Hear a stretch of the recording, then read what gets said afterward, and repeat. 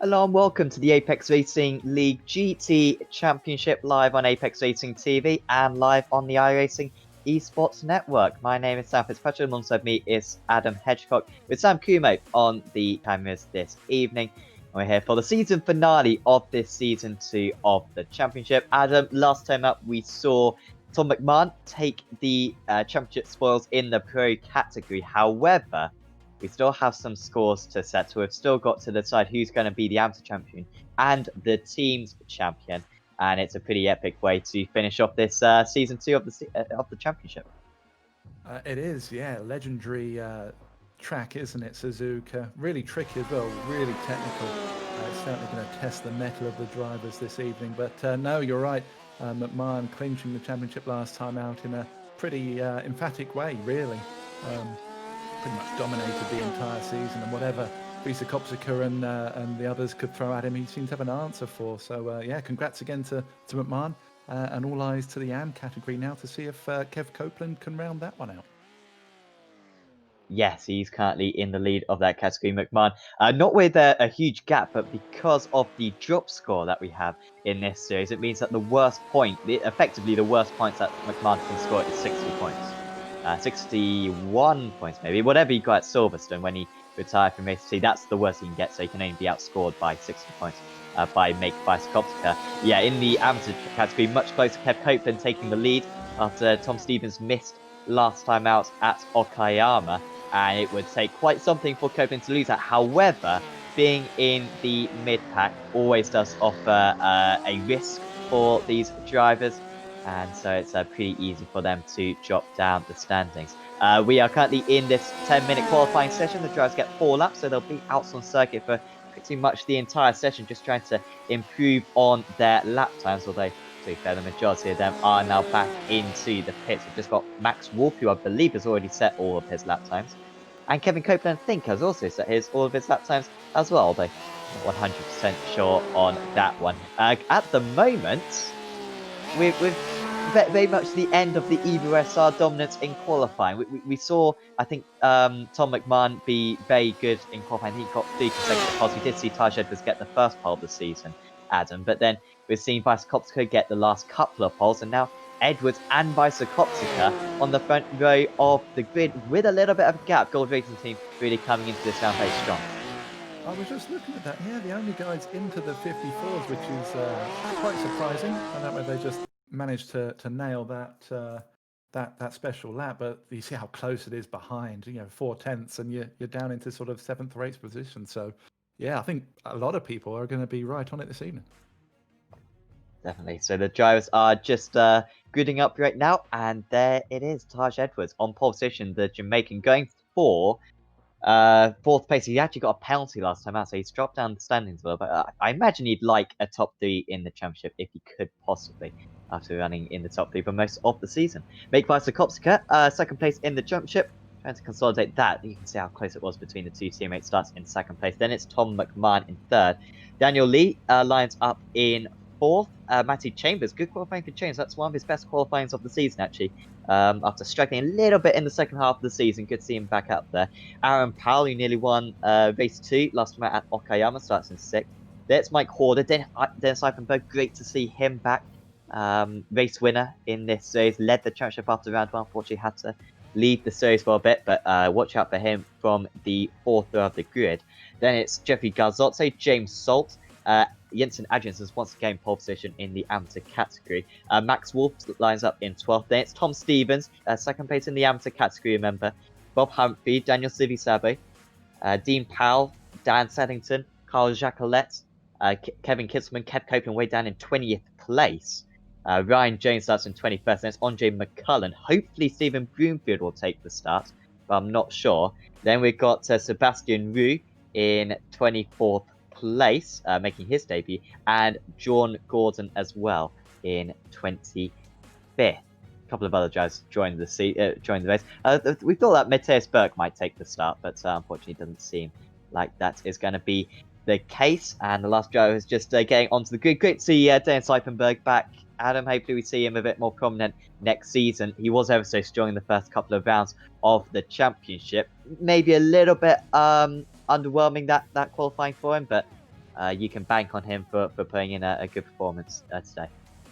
One thing we always know with Dennis is that he's going to be right up the sharp end, isn't he? He's going to be making sure that people are keeping honest with how they're racing. He's going to be challenging where he can. And yeah, it was a real shame we didn't get to see him for most of the season, but like you said, it's great to see him back, and I hope he's all well and mended and good to go.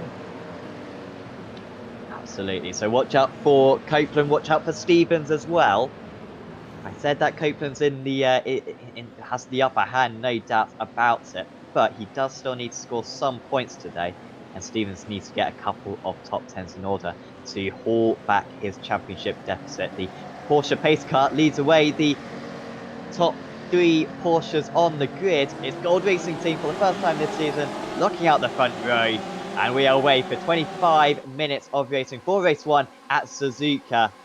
And the drivers into single file at the front. In fact, no changes in the top 10 so far. Lee just playing his car in the middle of the circuit, trying to protect 4th place at the moment. And just protecting their line at the moment are the leading 2. Side by side with Powell and Chambers, Eipenberg and Horder. Powell and Eipenberg making up a place each in these opening stages, as the drivers will have to get into single file. Going through the S's for the first time today. A couple of Indy Autosports drivers in 10th and 11th, 4th and Adjunstons. Order trying to gain back a place right now.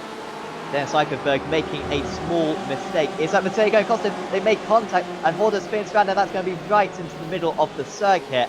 And that's a few cars straight away wrecked in this event. And one of them was Tom Stevens as well, which is massive for the Amateur Championship. Order getting involved in that one as well. And Max Wolf also taking evasive action straight away. James Saltz as well, he just started outside the top 10. We have seen pile-ups in that corner before, and we've seen it there. Dunlop is incredibly difficult to hold it down the outside like Horder was trying to there. You're so reliant on the car on the inside not to drift out into you. And unfortunately, it looks like that's what's happened. He's had a run. Eichenberg had a run on. Tried to go around the outside and just couldn't make it stick. Contact was made, and unfortunately for the guys behind, they had nowhere to go. Such a tricky start to the race with the close corners, one after the other. It took quite a few of them out. Yeah, so it seems as though we've got Salt, Order, Humphrey, I think we mentioned Humphrey, and Stevens all involved in that first lap, that first lap incident.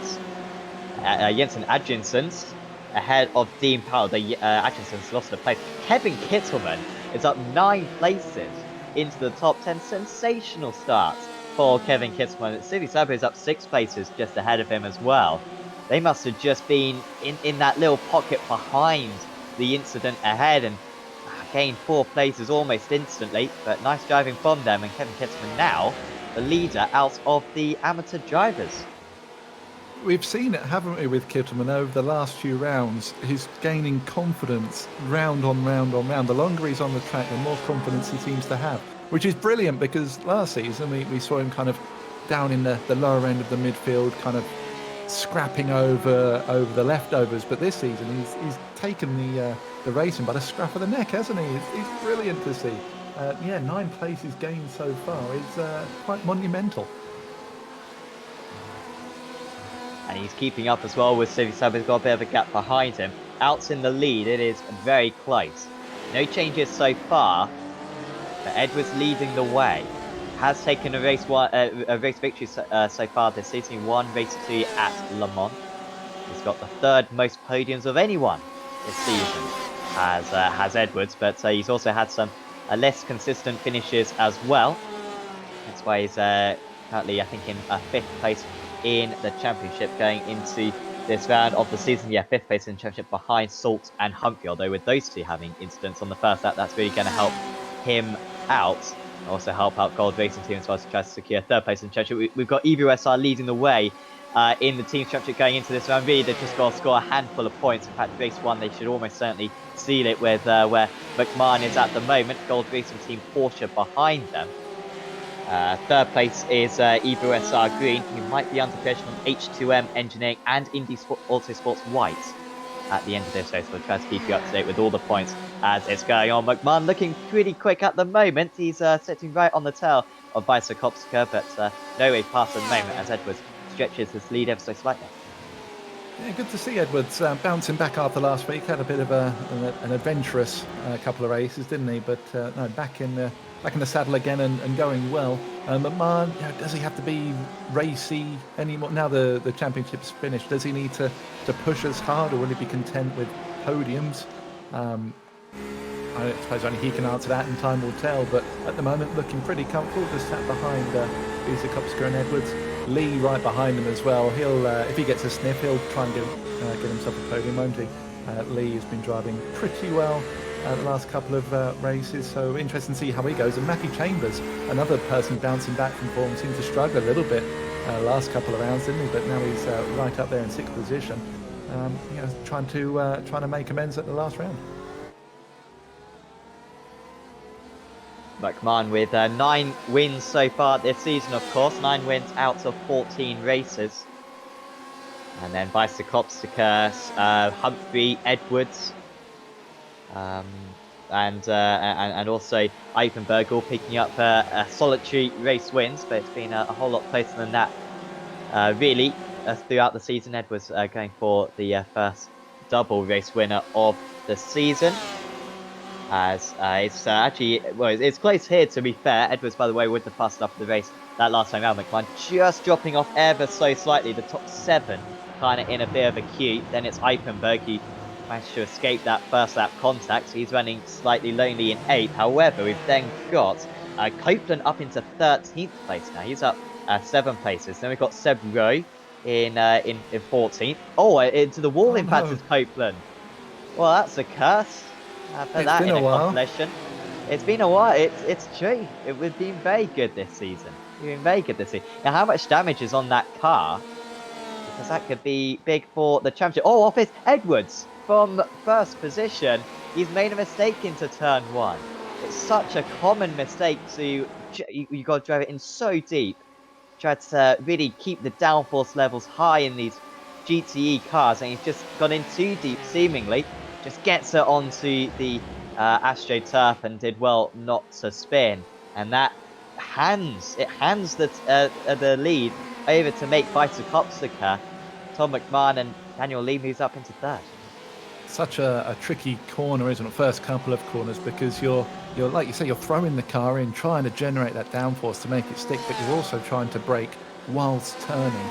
And I struggled braking these cars in a straight line, let alone while I'm going through the first couple of corners here as well. So yeah, very easy mistake to make. Very, very easy mistake to make. And it's a shame, really, because he was driving well up until that point. Just interesting to see how long it takes him to get past Lee, if at all.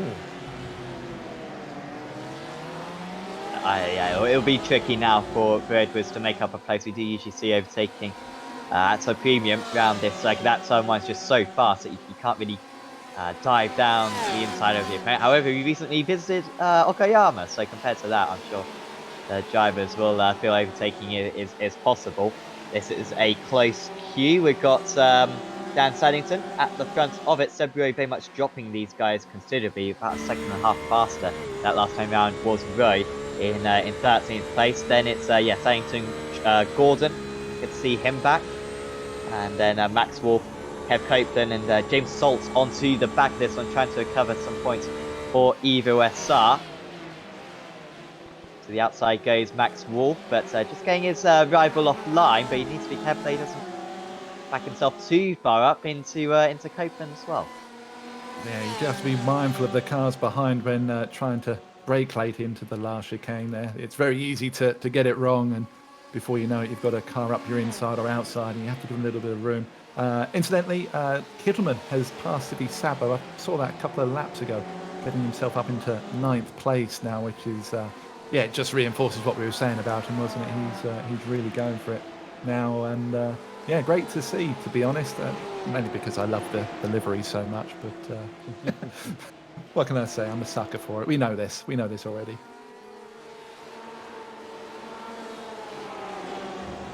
I'm just wondering, with Kittleman came into this round, I think 3rd place in the amateur standings, but a long way behind. Yeah, he was 80 points behind. I don't think it's mathematically possible.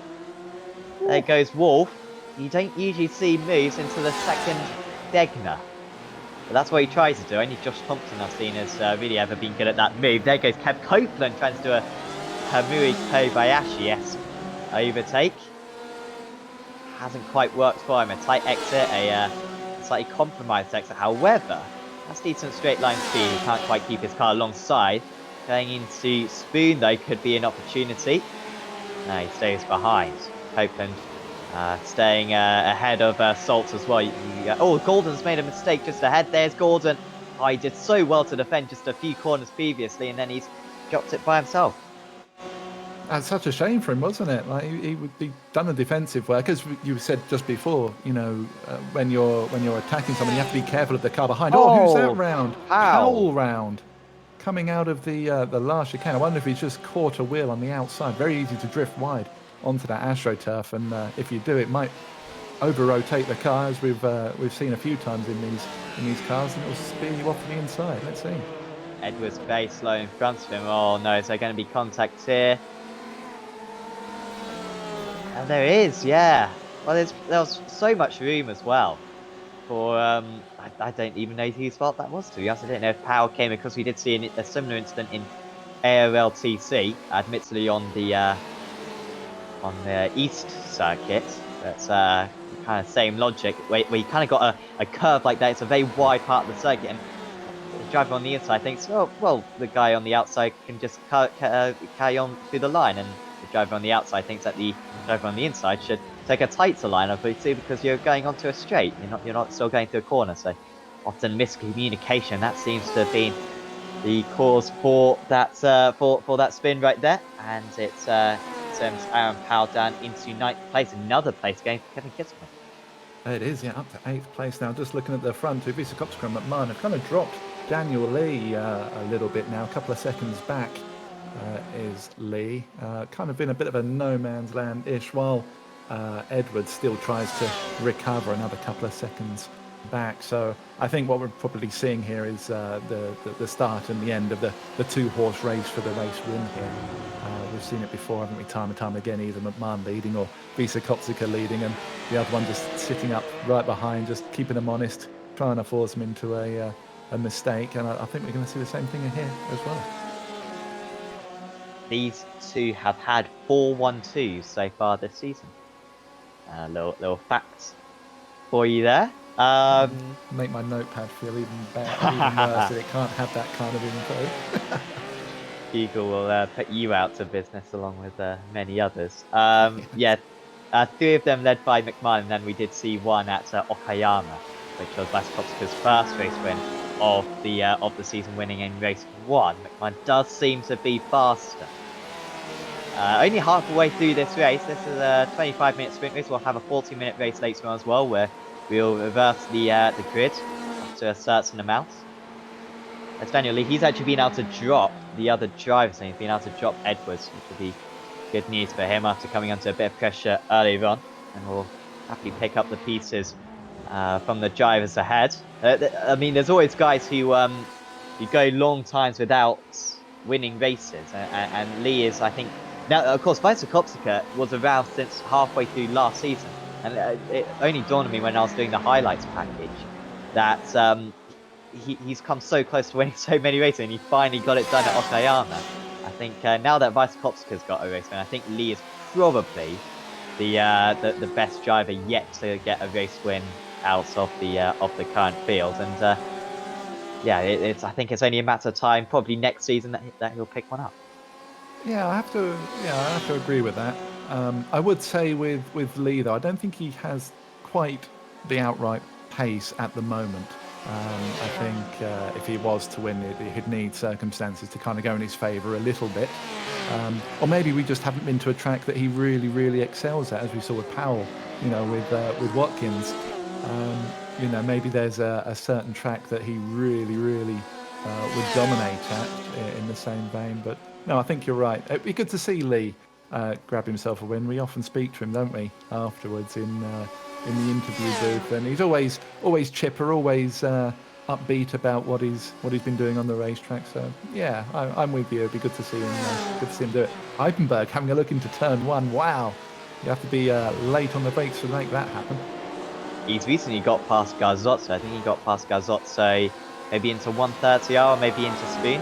And straight away jumps onto the back of Matty Chambers against Eichenberg. Race 1 winner at Silverstone. Apologies, what didn't win race 1? He won race 2 at Silverstone, finished 3rd in race 1. One of the best drivers in this series, of course. And yeah, at the moment, right on the tail of the chain, certainly coming into getting stronger and stronger as this meeting goes on. Wasn't the best qualifying in the world for him, qualifying in 8th place, but he's been pretty good. You can see Daniel Lee just a little bit ahead. The Dutch driver does lose the rear end ever so slightly. Further back, good battle with Max Wolf and Dan Saddington. In fact, Seb Rowe has had an issue. There he is, sporting the Ford GT. I think the only Ford GT out on circuit, but he has made a mistake. And now we got another one off. It's John Gordon once again. Well, actually, earlier on it was at the at Spoon, and this time it's at the second Degner, just down outside the top 20. I just wonder if Rue's car kind of put him off just a little bit, but he was suitably out the way as the second Ford on the field come past him in Horder. You know, the one that we've seen every round so far, Sam. But let's not comment that there's only 2 Fords. Yeah. Sorry. It's been a while since you've given me something like that. The thing is, oh no, Brian Jones with a spin. The thing is, Adam, you don't have to point that out, do you? I mean, oh, I do. It's been a while. You're like the grammatical people on YouTube. You correct people's mistakes, and it's like there's no point. The audience got the point. There's baby Fords, all right. So just drop it, yeah, and just let me live happily in ignorance, please. Oh dear, that was what happened there? And now they're waiting for one another.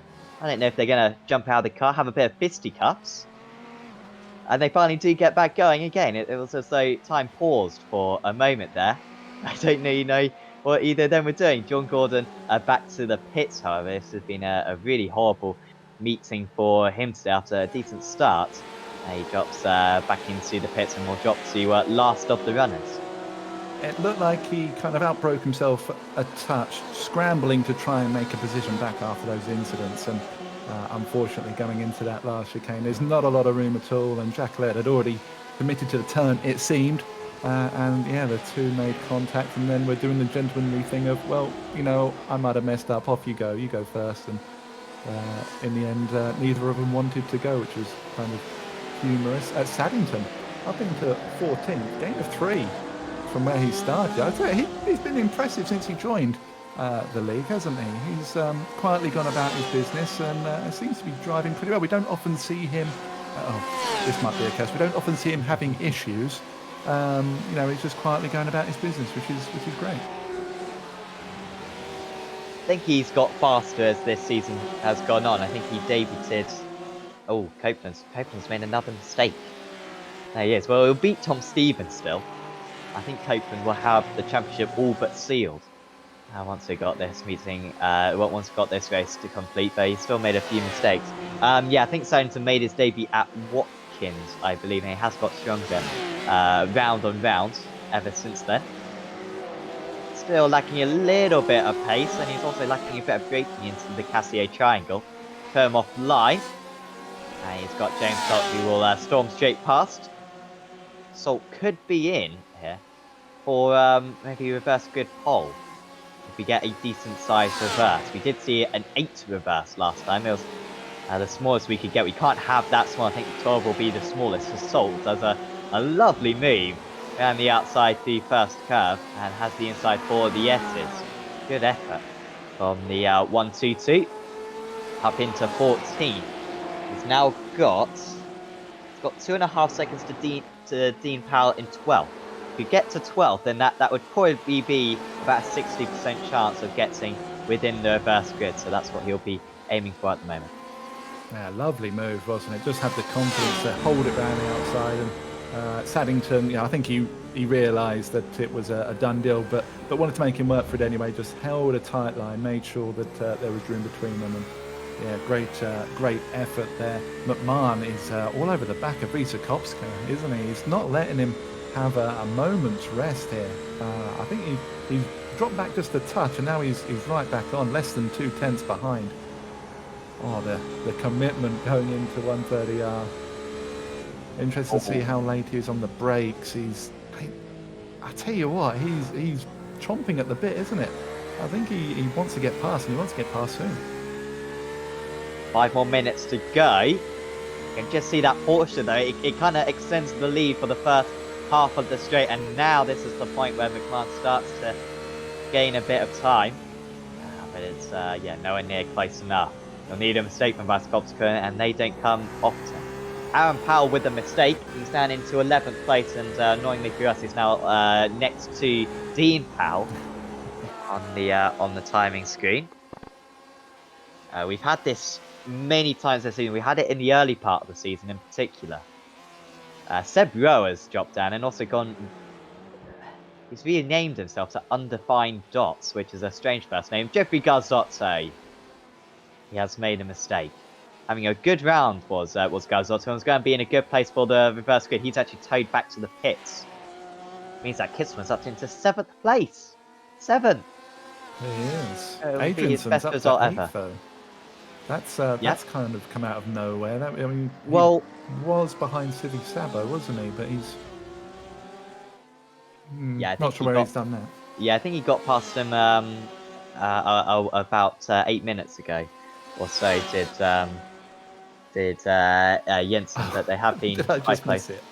To be fair, I kind of looked across and thought, oh yeah, that happened.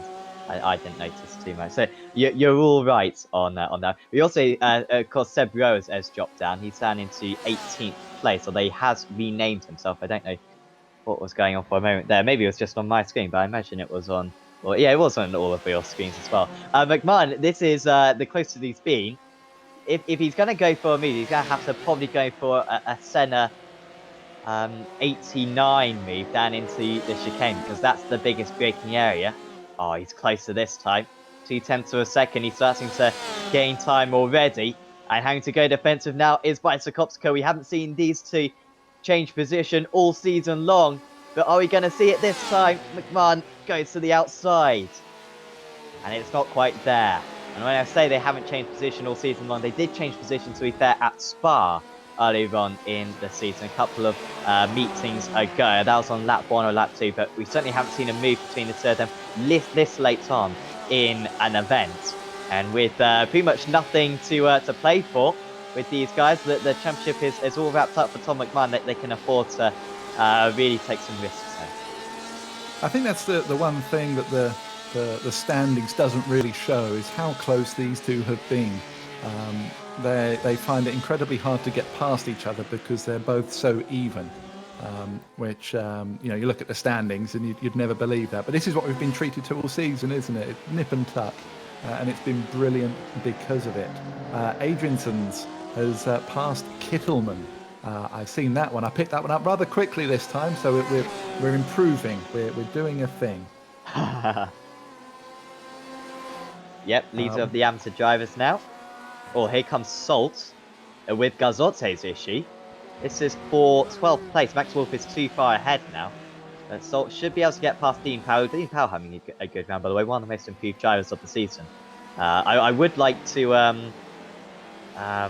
maybe at a later date, if we do like a post-season podcast, we'll have to say who our top 3 most improved drivers are, because there's quite a list of drivers. The level competition has improved significantly. Dean Powell there, though, absolutely not letting Salt go. He was really ushering him to the outside of the circuit there. Perhaps a bit over-aggressive. Salt's going to have to go around the outside of Spoon. Lovely work from the Evo SR. Joey should have the better exit, but if he runs wide like that, then he won't. And now this is a scenario that we always lick our lips for. The drivers have a while to think about it. Do they want to go side by side through 130? I think James Salt decided that he didn't and lifted out of it. They have got... how many more laps have we got? We might get in one more after this. I'm not 100% sure. I think this will be the last lap, but yeah, I'm not sure. Yeah, this will be the last lap. We've only got a minute left of the race, and they haven't made it to the hairpin yet. So yeah, this will be the last lap. But again, I'm not going to commit to that either because I'm not sure. We've established that mathematics aren't my forte. You could see how much McMahon's pushing there. Little kick out as he went around the right-hander there, just bringing it back in line and trying to get back on the power as quickly as he could. Since we noted that the Powells were together, they're now separated by City Sabo and Wolf. So something's been going on in that midfield there, quite erratically over the last couple of laps. But yeah, Powell 9th and Powell 12th now. Yeah, Powell getting past City Sabo, and I think Wolf getting past Powell was pretty normal. He was catching up. Oh, look at Edwards. He's catching up as well right now. But we're into the last 10 seconds. This is going to be the last lap. Oh, Chambers. He was all by himself and he's made a mistake. He might stay in 6th place, though. As we're coming to the Casio Triangle for the last time, McMahon will go for one last effort. It's not going to happen for him. Good defense from Vysokowski. He waited for the mistake from Edwards. And he has capitalized it. It's going to be a second race win of the season. His second race won in a row. And it's 2 races in Japan for Make Vysokowski. Race 1 winner at Suzuka. McMahon in 2nd place. Lee finishes in 3rd. And Edwards didn't have enough. He finishes in 4th. Eipenberg gains a place on Chambers. He may have already been past Chambers. He finishes in 5th. Chambers in 6th. Top of the answer drives is Adriansons and Kittelman following in a close 8th place. Really good performance from both of those drivers. Copeland versus Broomfield. Broomfield started from the pits, I believe. There goes Broomfield. He was always going to go for it. Has he got it stopped? No, he's going to have to cut the circuit, and that's going to be a slowdown. I don't think he'll be able to keep his rival behind. He's got to go really slow. Be careful, Stephen. Don't get a post-race penalty because that will cost him a lot of time, and he does have to let go against Copeland in the end, who is well on course for the Amateur Championship. I'm reluctant to say he's won it, but after that race 1, he has 1 hand on the trophy, maybe even 1.5 hands on the trophy. Now, Salt finishes in 16th. I don't know what happened to Salt near the end. So we might have to get maybe a replay as what happened as the cars just park up on the outside of the circuit. Yeah, I'm not sure. I missed that one as well. Oh, here we go. He's right behind Dean Powell. Tucked up as they come under the bridge. Oh, he's not going to touch the dirt, is he? Oh, he is. So eager to stick to the outside. Fortunately, he didn't collect the wall too hard, so was able to continue again. But yeah, he didn't want to let off, did he? Oh, no. And that was Broomfield coming across. Well, there just simply wasn't space, was there? And Broomfield battling himself. No, I don't think there was anything Salt could do. Maybe Broomfield was a little bit blindsided as well. But it means that Salt finishes in 16th place and probably won't be within the reverse grid. Unlikely that he'll be within the reverse grid. So we'll see what that reverse grid is in a moment. But first, we will get the race results up. And it's Make Vysokowski who wins by quarters of a second. Must be the closest winning margin of the season. Daniel Lee finishes in 3rd. Then it was Taj Edwards. Dennis Eipenberg, great return for him in 4th. Apologies, in 5th. Matthew James with the late spin finishes in 6th. Then it was Jensen Adriansons, Kevin Kittelman, Aaron Powell. He'll be strong for race 2 as he was at Okayama. Daniel City Sabo, Max Wolf, he'll be strong for race 2 as well. Dean Powell, Bob Humphrey, of course, won race 2 at Phillip Island. So some drivers a little bit out of position here. He'll be strong in a few moments' time. Kevin Copeland finishes in 14th. Then it was Stephen Broomfield, James Salt, Dan Saddington, Ryan Jones, Tom Stevens, with his championship most likely over. Andre McCullen, Carl Jacquelet, Sebastian Roux, Jeffrey Garzotte, Mike Horder, John Gordon was the last driver. The last 3 of them, Garzotte, Horder, and Gordon, all won't score points. And Sebro won't be eligible for the reverse grid because he finished 1 lap down. So we'll have a reverse grid size of 21. So I think that the smallest we could get in that case would be about 9. I believe. But we'll see what it is on the reverse grid wheel because Sam Kume, for the last time this season, you get to spin it. Yep, the wheels on the screen, and I believe the smallest we have here, as I try to read them, 13, unless the We have negatives. a few negatives as well. Yeah. Well, let's just see what happens. And it is spinning.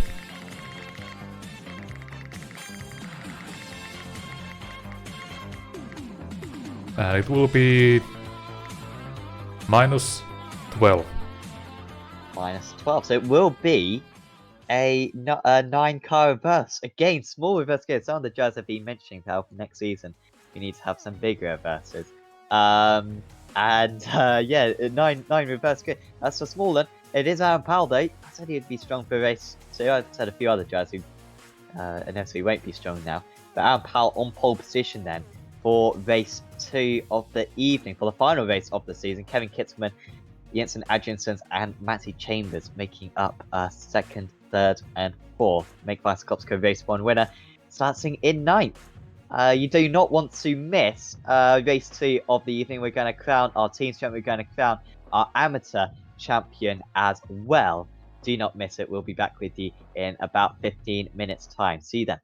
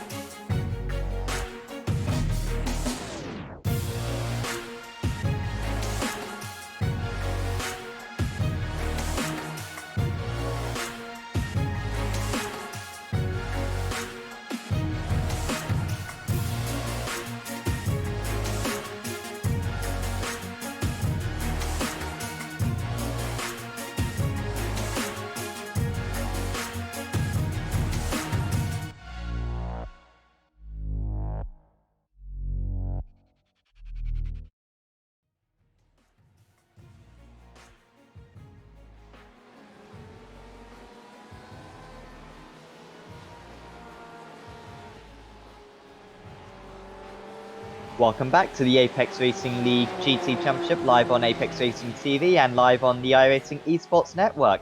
We've just witnessed a fantastic first 25-minute race. We are prepping for the final race of the season, of this season 2.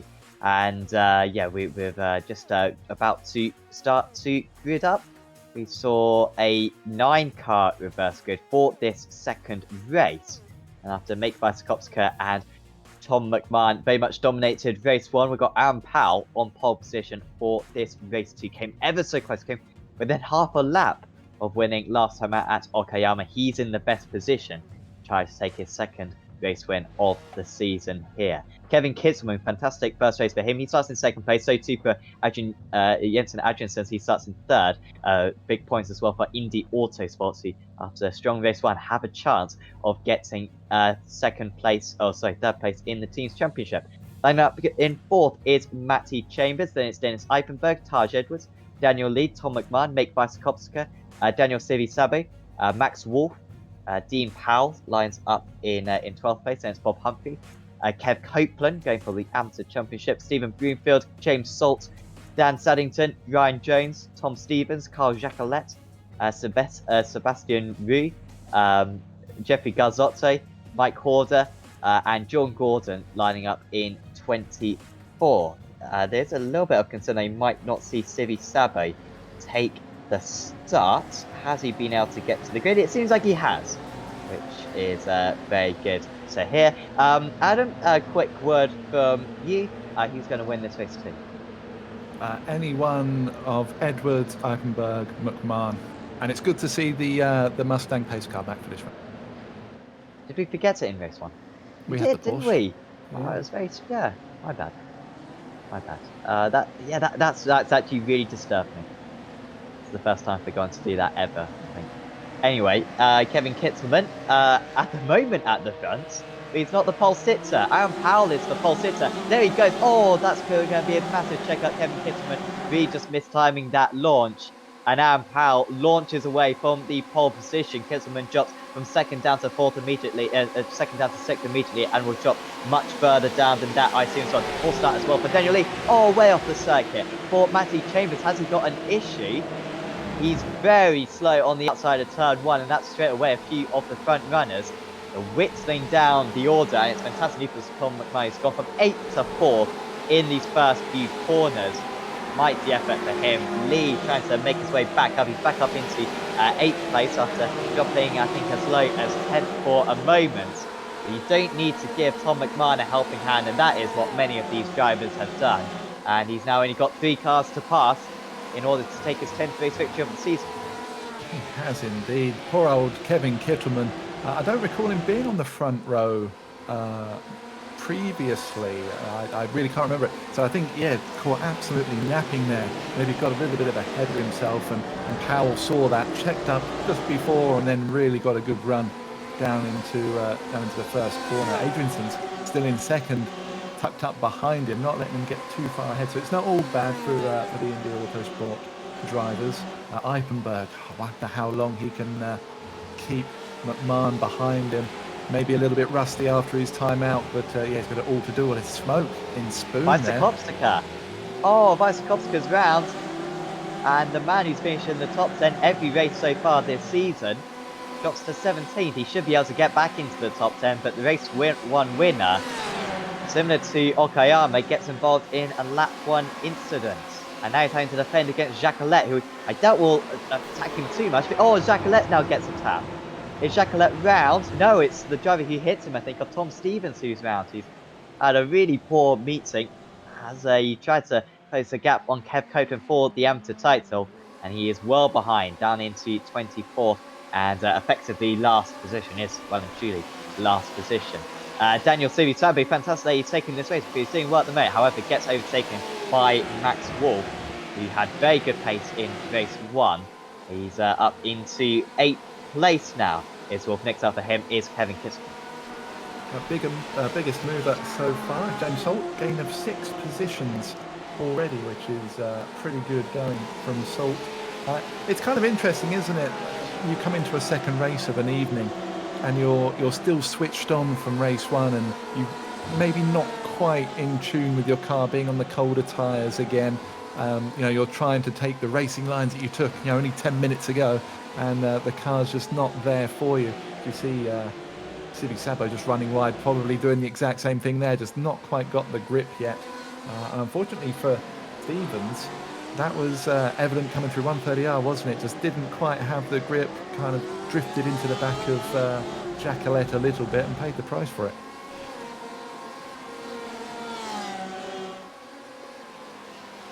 Very close for the lead. Powell making a slight break. Good pace from Adjinsons. At times in race 1, Adjinsons was actually matching leads as Matthew Chambers has dropped down the order after a decent race 1, finishing in 6th place. He's had an awful race 2.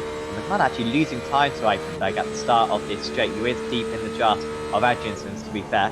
Yeah, Adjinsons was matching the race leaders for pace in race 1 at times, and he's doing well again. Here comes Eichenberg though, down the inside in the BMW. McMahon's just trying to take advantage of this. They're ever so slow, but brilliant driving there from Tom McMahon to find a gap. He picks the right side, and he's up into 3rd place, but nice move as well from Eichenberg. And here comes Edwards as well. He wants to go with McMahon. He'll feel like he's got a chance at winning this race, and he'll be straight down the inside, and he's passed as well. They've now got Powell, Eichenberg, McMahon and Edwards forming your top 4.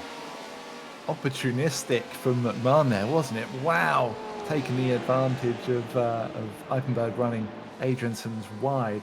We see Visa Kopsika there passing Dean Powell going down into turn 1. Looked like Adrianson's just needed a little bit of a breather coming out of that final chicane there. We see Max Wolf as he run wide. He has, and he's lost the rear. Is anyone going to collect him? Oh, there's Dean Powell. That's so unfortunate. Max Wolf holding his brakes and holding the car in the middle, but he just couldn't stop the drift, and Dean Powell slammed straight into the side of him. That could be big for the team's championship. I mean, I don't know how much the teams care about their finishing position in the team show. In fact, either SR should be safe in 3rd place. I think I misread that before. But H2M Engineering and Indy Autosports White very close together for 4th place in the team's championship. As here comes McMahon down the inside of Eichenberg, and he has got it done into Spoon. Now, can Eichenberg come back? It seems as though the BMW had good straight line speed on the last lap. Eichenberg will go to the outside. These two battles in the first couple of rounds of the championship looked like they were going to be the 2 favourites for the season. Eichenberg had to pull out of the season, and he's got a really good overspeed. He'll go round the outside. He's going to be way off the circuit. Eichenberg is onto the gravel. But has he been able to stay ahead? McMahon to the outside. He'll have to go the long way round. Eichenberg closes the door. They make contact. They might make contact again, but Eichenberg stays ahead. And it's questionable driving there from Dennis Eichenberg. And Taj Edwards had to come into the pits. I wonder if that's, well, what could that be about, Adam? Maybe a jump start? I don't think you can get a jump start. Well, I think really. if you pass before the safety car line on the outside, it sometimes has issues. So maybe, maybe he's got a black flag for doing that, possibly. Maybe he's running the wrong set. Maybe he's defaulted to his quali set, maybe, and he hasn't got enough fuel. Maybe he just didn't put enough fuel in. We don't know. But driving from Eichenberg, wasn't taking liberties with the outside, using all of the runoff. Surprised he didn't actually get a swapper on going over the gravel and the grass, but he managed to hold it together and kind of brute forced his way back past McMahon, which was robust, to say the least, wasn't it? Yeah, that was a guy who doesn't have a whole lot to lose. I don't know how a real life series would deal with that, because that was so far off the circuit. I mean, he's carving a new corner out of this place, and this place pretty much has perfect corners. So to insult the circuit like that is quite serious. McMahon into Spoon. This is where he got past last time. This time not close enough. But the BMW does have a pace advantage down the straights, it seems. I don't think there's too much doubt about that. It might just be his setup, Eichenberg. And look at Adjinson staying with them. Lee getting on the scene as well, and Powell opening up to 3.6 seconds. But if McMahon could get past now, he'd certainly be on course for catching up to the race leader by the end of the race, like we saw at Okayama 1 week ago. The BMW puts his car in the middle of the circuit. It's a wide cut, and he's all right at the moment. But McMahon, once again on the tire, it's a very wide pit straight here, and it's kind of a little bit too much for Eipenberg to cover off. But again, he's got that straight line speed. And Eipenberg just starting to open up the gap again. McMahon's got part of his car alongside there, down the inside into turn 1. And I think that will be it this time. Eipenberg just needs to be careful of what happens behind him. And McMahon is finally ahead. He's up into second place. And now it's 3.7 seconds to catch up to his teammate. Full commitment from McMahon there, wasn't it? Absolutely glorious piece of driving. Eipenberg doing everything he possibly could to try and halt the move, but helpless in the end, and just manages to slot back in between them. Adrianson's in fourth just behind was very interested, wasn't he, coming into the first turn, and Eipenberg just managed to slot in without any issues. But good to see Adrianson is keeping pace, and Lee tucked up behind as well. Kittleman as well is not a million miles away either in 6th place, so great running from the Indy Autosport guys at the moment.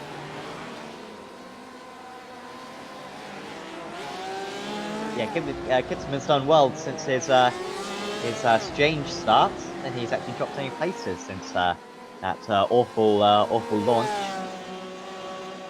So remaining in 6th place. He's got his teammate as well just behind him with Daniel Savo.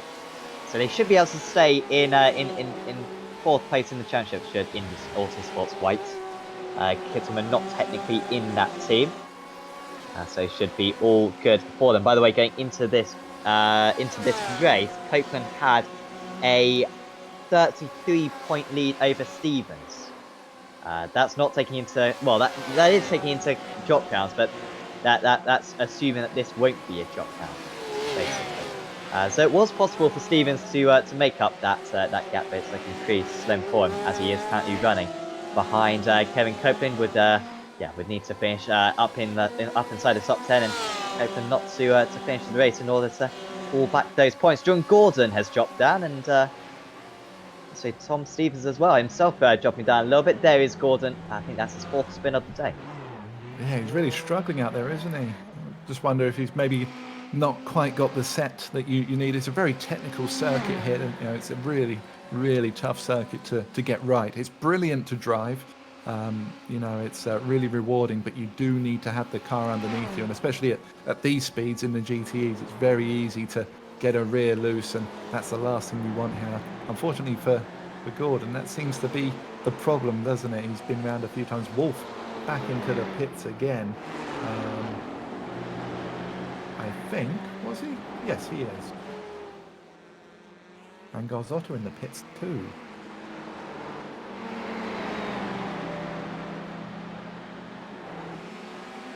Yes, hopefully Garzotto will get back out onto circuit quite soon.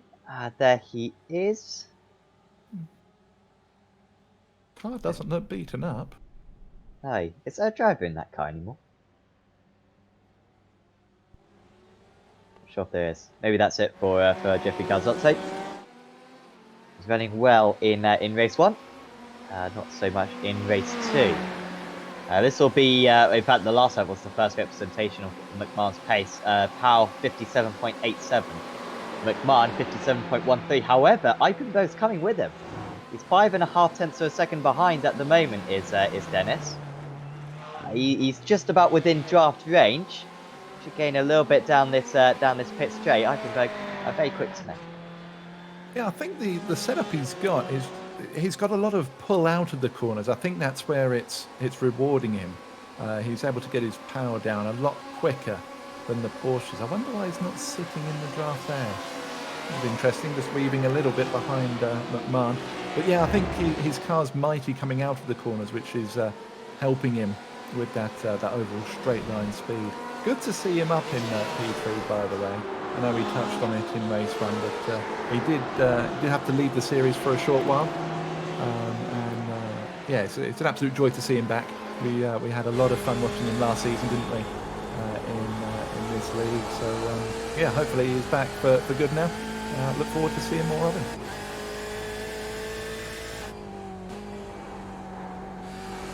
If he could get a podium here, he would. That would be his 3rd podium of the season, which out of 6 races would It looked pretty good on them being a race win. See visually, they're only 2 seconds behind Powell now. Gap absolutely hemorrhaging right now. And this is just classic Tom McMahon, isn't it? I mean, when he doesn't win race 1, he just always wins race 2. I think he's won a race this season, McMahon, at every meeting, which is an astonishing statistic. I mean, he has won a lot of races, but yeah, he has won at least one race at each meeting, and then he's got 2 doubles as well at Barcelona and Spa. Oh, Horder's off. Yeah, bad day for Mike Horder. Still in 12th place though. That's a big gap. How's there been? Adam, it's a chasm. It's a chasm between the drivers right now. It's as though nothing's going on in that part of the set. I trust me, there are cars out there, but yeah, what is that gap at the moment? Yeah, 12-second gap or 11.5 seconds gap right now between Broomfield and Copeland. Did we? I mean, we can see the gap on the track map. Oh, Copeland, Saddington going all the way around the outside, using that track extension again, trying to defend as well. No. See the Ford skipping across. Sebrio going across.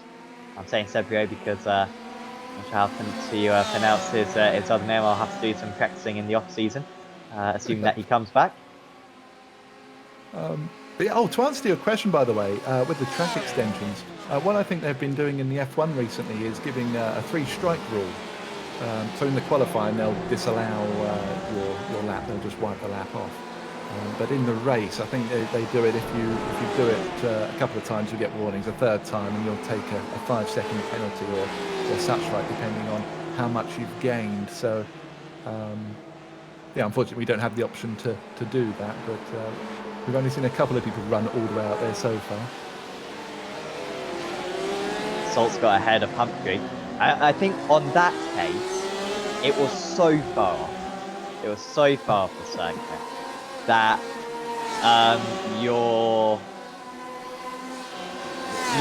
that you're gaining a massive amount. It's almost like cutting the course at that point when you're going that far off the circuit, and it's dangerous as well.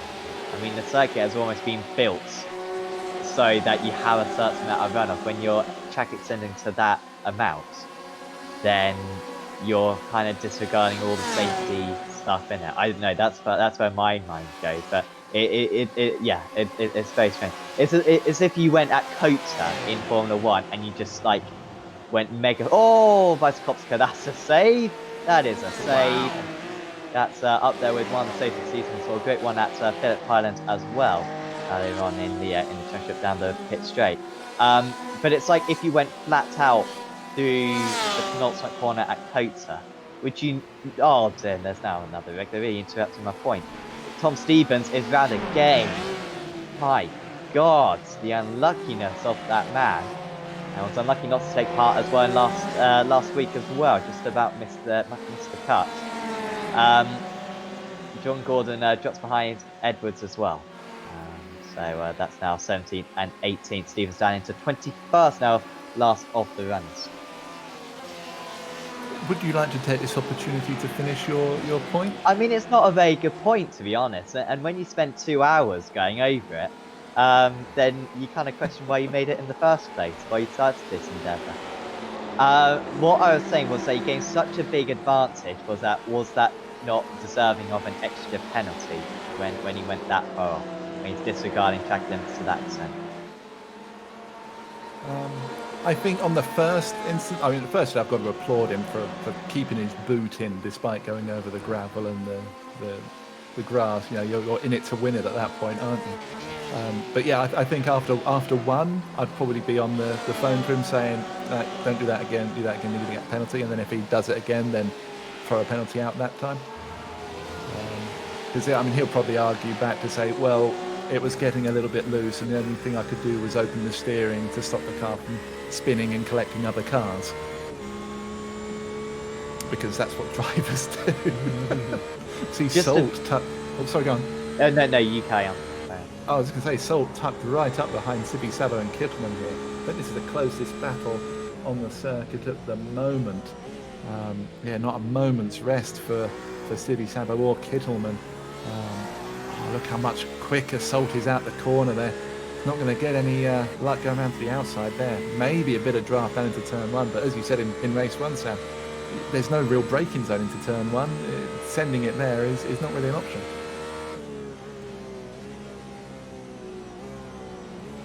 Ipenberg won't get a penalty, by the way, for that track extension. I'm just discussing what would happen in real life if that happened, and whether he deserved a penalty. Let us know on the chat if you thought he deserved a penalty. It was a while ago. It wasn't that significant, but it's track extensions. What a fun topic to write a dissertation on the topic. James Salt, 4 tenths of a second behind Kitzman. Remember, Suzuka did pass Kitzman. Suzuka, by the way, sent me a message before this race. His PT crashed after race 1 and barely had time to get into race 2. And he's now having one of his best meetings of the season. In fact, Sivi Sabo, his best result of the season so far. Oh no, I'm on the wrong sheet. He's 20th place in the championship. His best result is a 5th. He got a 5th in Silverstone race 2. So a strong start to the season and a strong end to the season for Sivi Sabo, who did miss 1 round of the championship, but he has only got 3 top 10s so far this season. There's Bob Humphrey as well, going off the circuit. Oh, look at that against Suzuka, up to 130. Yeah, I think Humphrey just outbroke himself a little bit, so he ran wide at Spoon, and the extra momentum he got there was enough to get him past Bisa Kopsika. That was quite something. Yeah, the extra drive. I'm not feeling that he has to go defensive either. There's some confidence for you. You've got one of the championship contenders, you know, right up there as Bisa Kopsika, and you're not going to go defensive against him. So, yeah, confidence from Humphrey, although I think down into turn 1, Tom McMahon's now taken the lead. Into the lead goes McMahon. Has that been a mistake from Powell, or is it a legitimate overtake into turn 1? But McMahon doing what he does best. Halfway points in this race 2, takes the lead of the event. And it was a mistake from Powell. Just runs a little bit wide. We saw it similar in race 1 with Edwards. And just the pressure telling for Aaron Powell. And he will be he's still on course for another 2nd place. He'll try to stay in the draft of his teammate, but yeah, this is extremely difficult to win for him from here. But yeah, 2nd place, top 2 for either SR would be vacant. It's almost deja vu like, isn't it? I've lost count of the amount of times that race 2, Stevens has kind of fought his way through the field, and then with about half the race to go, he somehow just catches up out of nowhere, seemingly being a few seconds behind and doing similar pace, and all of a sudden he's there, he's passed, and now he's going to drive away. It's uncanny how often this happens, but I suppose this is why he's the champion. He's got the ability to do this, fight his way through the squabbles of other people. Humphrey and Bisa Kopsika going at it again. Smoke up ahead of them. Someone's having an issue. I'm not sure who that is. Basically, that's Kitzelman losing time, and they're all catching up now. This could be a bit of a bottleneck. Kitzelman now losing the place. Who's going to be ahead of these drivers? Salt ahead. Spin with Bisa Kopsika. Has he recovered it again? He has. But Kitzelman, he's driven so well today, gets in a spin. However, he's got a big gap to cope and should be able to rejoin fine. And it's Broomfield who gets ahead of his teammates. That's Kopsika having a number of troubles so far in today's event. I have to be brutally honest, Aaron. I kind of feel that was on Bisa Kopsika.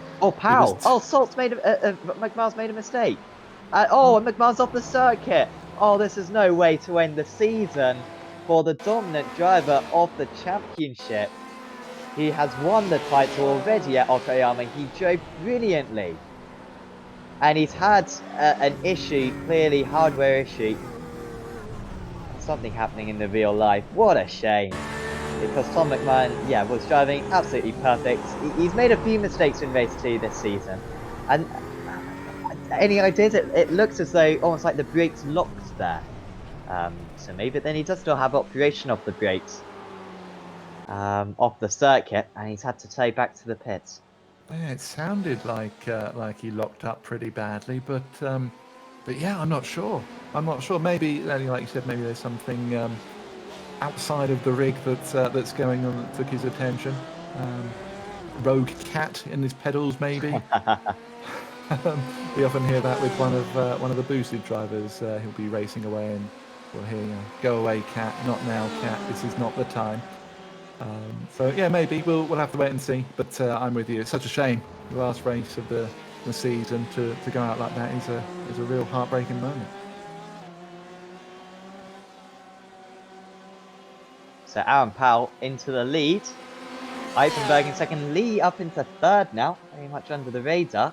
So anyone's guess who's going to win this race now?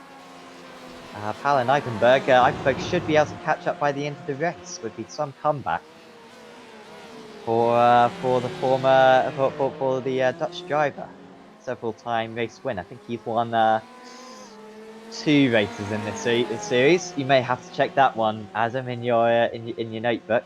See how many races he won last season. But I think it was just the one at Nürburgring, race 1. Bisikowska moves up ahead of his teammate Broomfield.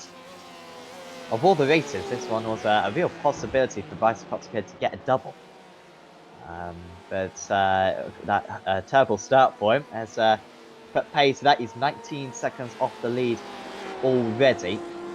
But he is lapping about a second a lap faster, so might still be able to gain a couple more places. Kittelman versus Copeland. Very evenly matched on that last lap. They've been together for a while. Seb is behind them as well, and Edwards will be catching up. So this could be a good battle soon for the top 10. Adam, do we have any results? We do, yes. Furious rustling through the papers. Eichenberg won race 1 at Nürburgring, and he won race 1 at Le Mans. Aha, I knew one of the Gold Racing Team Jazz won race 1 at Le Mans last season, but wasn't aware of that. Thank you for that. There you go. The pride in my notebook is replenished ever so slightly. I'll have to be updating the Sporkle quizzes soon. Anyone who isn't aware of Sporkle, it's probably the best website on the World Wide Web, and I need to update the race winners. Got all the race winners from British GT, American GT, GT Season 1, GT Season 2. Need to add that last one to that to complete the list. Will be some good revision for myself in the off season. Well, of course, I'm on there as race winner at Watkins Glen. Yeah. Very forgettable. It was. Did you? Very, very angry. I forget the driver who was behind me, but I was defending like an absolute champ, borderline moving under braking.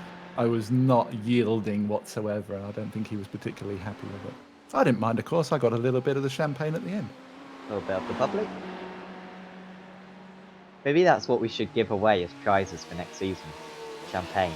Just thought of that. Bottles of Prosecco. Yeah. Head down to Aldi or something. Get a bottle. It'll probably Prosecco and a power washer, please. Yeah. And a packet of Quavers. Honestly, it'll save us a fortune. These trophies, they're not cheap. Tom McMahon is a lucky boy to win a trophy, and it seems like this man will be a lucky boy as well, Kev Copeland. So no, that could certainly help us in the future.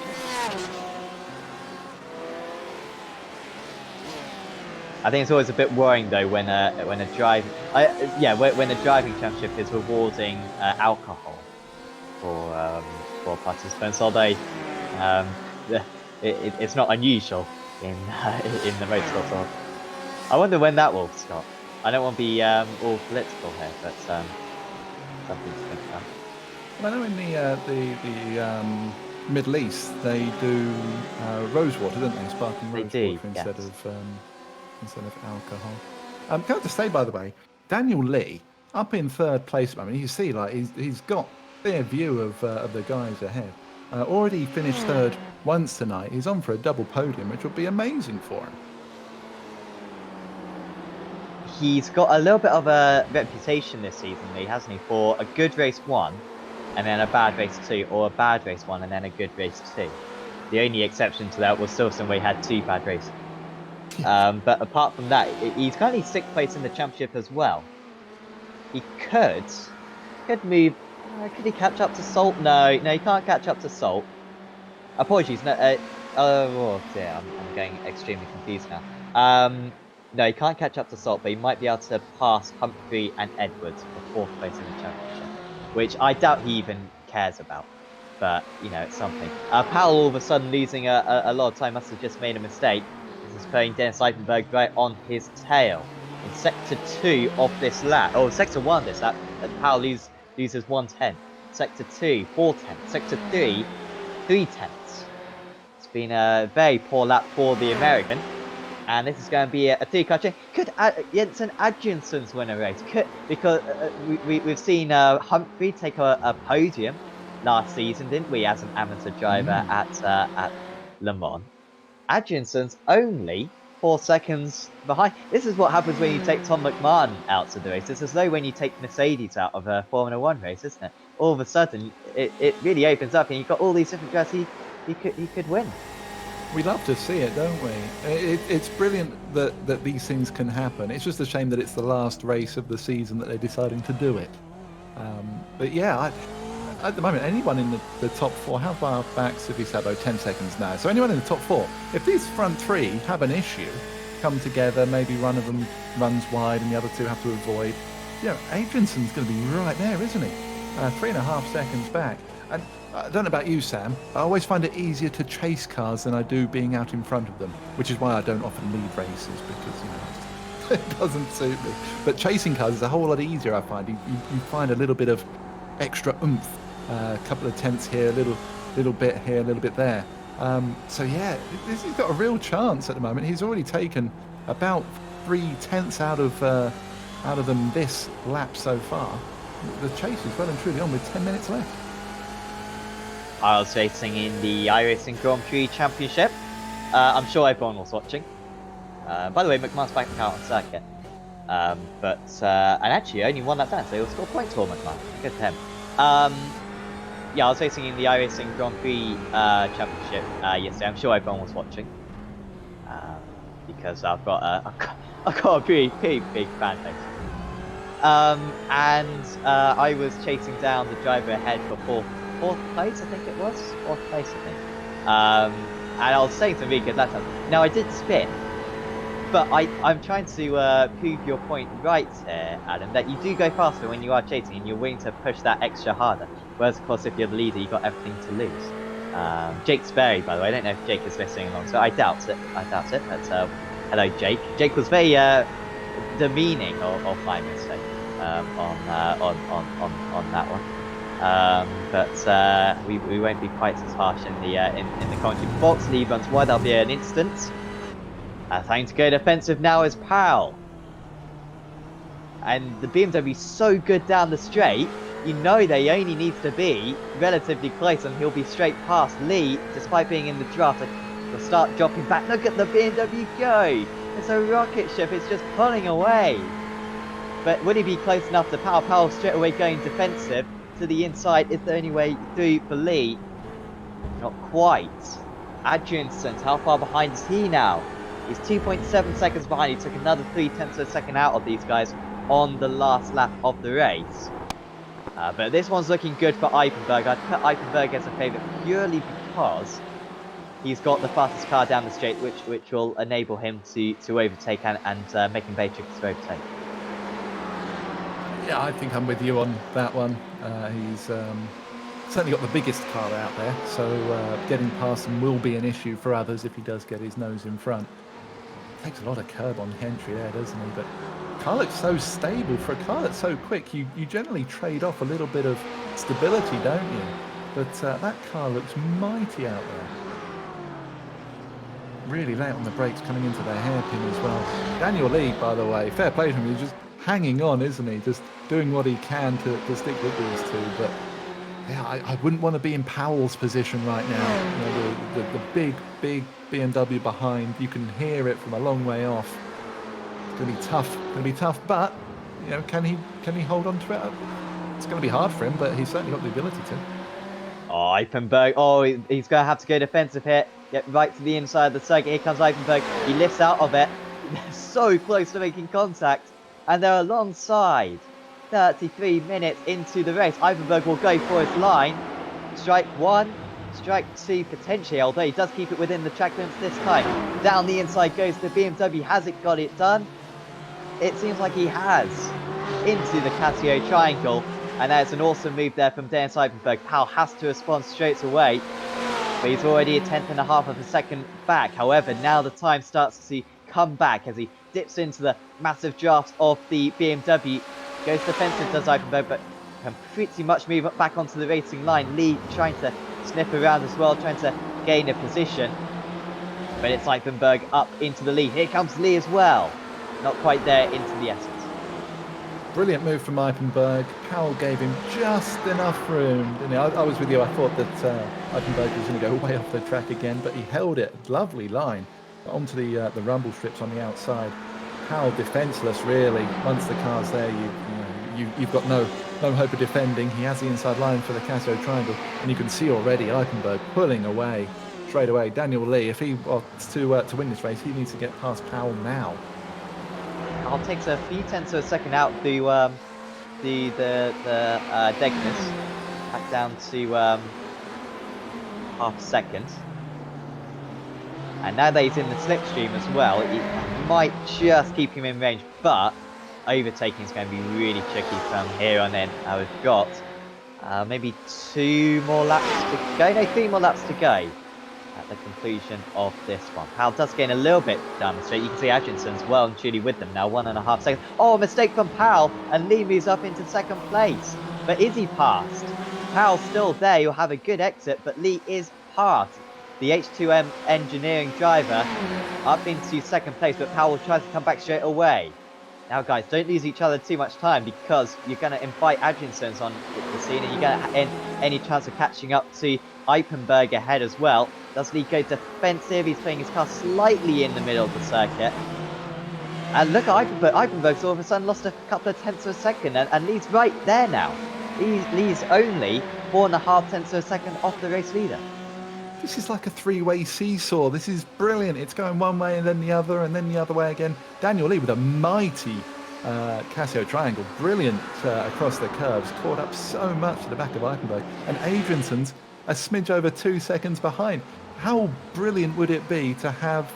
Powell's really slow coming out of turn 1 there. How brilliant would it be that we have an AM on the podium in the season finale 2 seasons running? It would be crazy. Absolute craziness. We've also seen, well, you didn't see, but James Salt has overtaken Daniel Sabo for 5th place.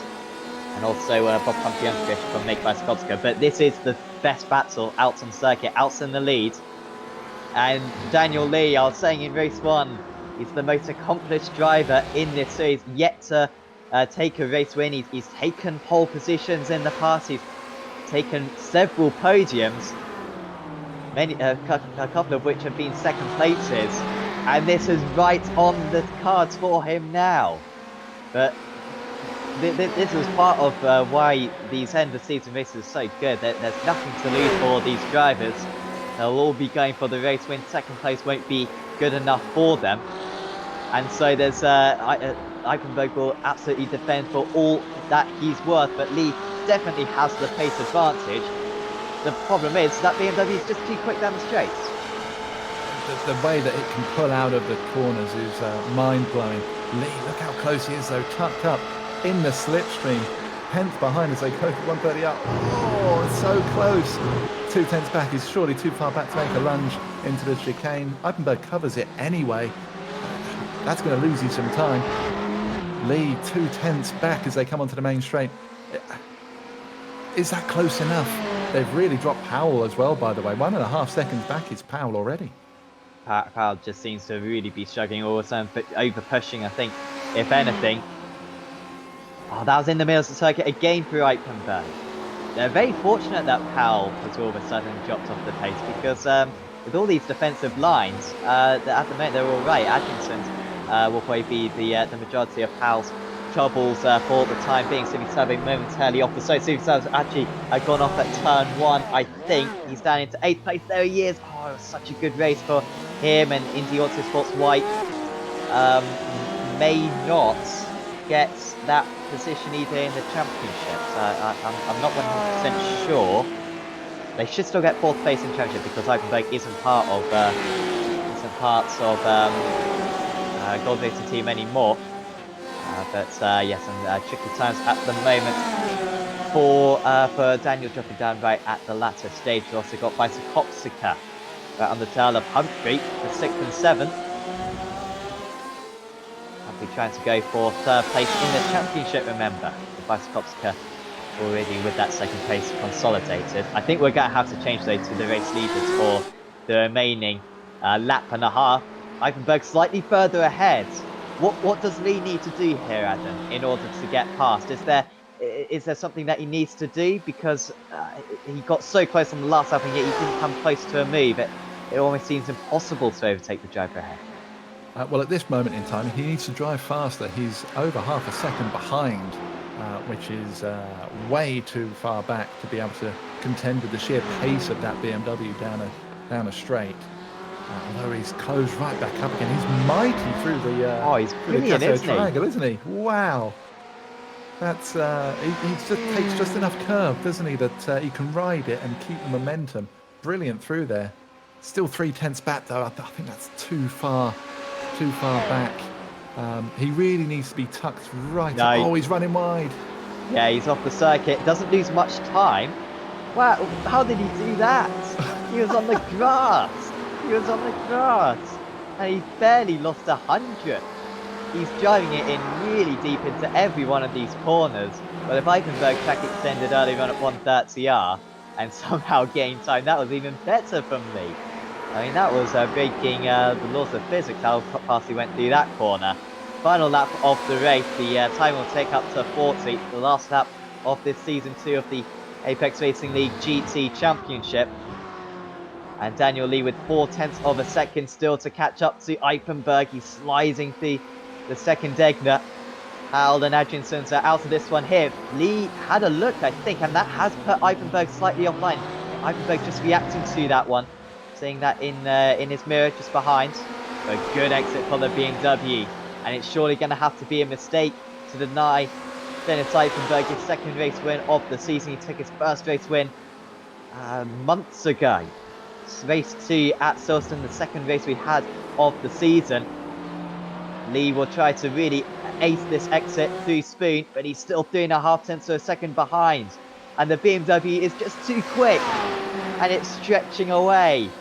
Barely any time being gained whatsoever. Adrianson's going for the podium in the background. But it's one more corner coming up for Dennis Eichenberg. Lee just tries to put him offline. Eichenberg ever so slow on the inside. Lee will close to the gap really tight. But it will be Dennis Eichenberg on his return. Will take his 2nd race victory of the season right at the end of the championship.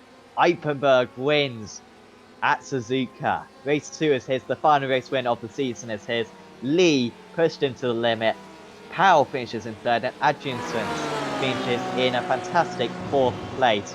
The joint best result for an amateur driver all season. Sebastian Roux, contact with Taj Edwards. They finish in 10th and 11th places. And let's keep our eyes on as well on Kev Copeland, because subject to penalties, he will be the amateur championship winner. Copeland with a lead into this round, and that should be enough. I'm hesitant to absolutely call it for him, but his rivals not having a good day, and Kevin Copeland is all but certainly your amateur champion winner. Congratulations to him. And some celebrations to end the season. What a great finish that was. And it was. I don't think you could wish for 2 better drivers fighting for the race win at the end of that one. Lee and Eichenberg, really nice guys. and Eifenberg on his return after having to miss out much of the season with injury. And Lee going for his first race win as well. It will undoubtedly come in season 3, but for now the spoils go for Dennis Eifenberg. It might be the last race of the season, and it might be that neither of them really had anything to play for, but that would have still meant the world to them. And that's why I love watching and commentating on this league, because the drivers will go for everything they possibly can 100% of the time. And it was a brilliant race to finish the season on. Absolutely enjoyed every moment of that race. Carl Jacquelet has already crossed the line, and Dean Power will be the last driver to cross the line. McMahon finished 1 lap down in the end. It's a shame that the season's ended that way for Tom McMahon, but I don't think it dampens whatsoever. It would have been a 10th race victory of the season, dominance that we haven't seen in any Apex Racing League series in the past. He can take that home, and he still wins the championship as well. But taking the last race win of the season, Dennis Eifenberg, 2 wins out of 6 races that he did. I mean, that's a good record. He's the only, besides Tom McMahon, he's the only multiple race winner this season, Dennis Eifenberg, with that race win. Daniel Lee finishing in 2nd place, another podium for him. That tallies that statistic up to 5 for him this season. In fact, did he get 3rd place in race 1? I think he got 3rd place in race 1, didn't he? Who did? Sorry? Lee. Yes, sorry, he was 3rd. Sorry, I was writing in my notebook. I wasn't really paying attention.